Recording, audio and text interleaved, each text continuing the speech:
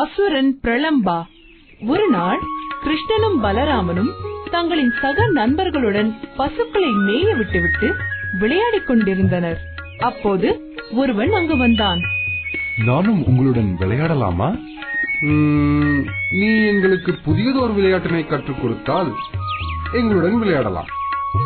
நீங்கள் எப்போதாவது இரு கால்களையும் தூக்கி வைத்து மானை போல் இருவராக ஓடியிருக்கிறீர்களா?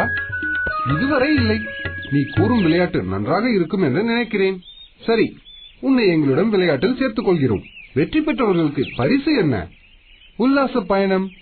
தோல்வி அடைந்த இருவரும் வெற்றி பெற்றவர்களை தூக்கிக் கொண்டு ஆரம்பித்த இடத்திற்கே திரும்ப வேண்டும். கிருஷ்ணா, நீ சுதாமாவை பார்த்துக்கொள். நான் இவரை... எனது பெயர் பிரலம்பா. போட்டி தொடங்கியது. கிருஷ்ணனும் பலராமனும் வெற்றி பெற்றனர்.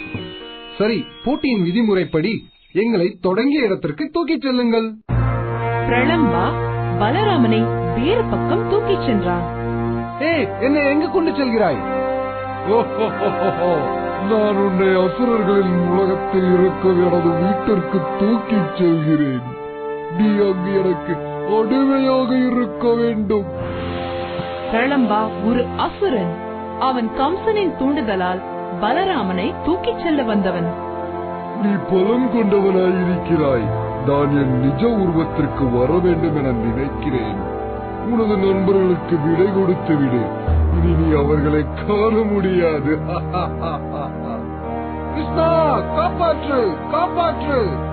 பலராமன் தனது கால்களினால் பிரளம்பாவின் கழுத்தை இறுக்கினான். ராமா, என்னை போக விடு.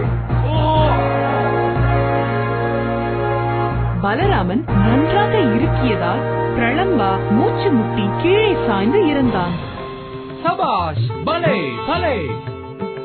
அன்றைய தினம் கோகுலவாசிகள் அனைவரும் பலராமனின் பலத்தை பற்றி ஆச்சரியத்துடன் பேசிக் கொண்டிருந்தனர். நந்தா, நீ பாக்கியசாலி. இத்தகையதொரு வீரமிக்க மகனை பெற்றுள்ளாய்.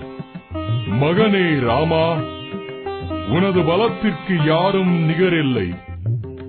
எனவே இன்று முதல் நீ பலராமா என அழைக்கப்படுவாய். பலராமன் வாழ்க, பலராமன் வாழ்க! நந்தாவின் முடிவை ஏற்றுக்கொண்டு அன்று முதல் அனைவரும் ராமனை பலராமன் என அழைக்கத் தொடங்கினர்.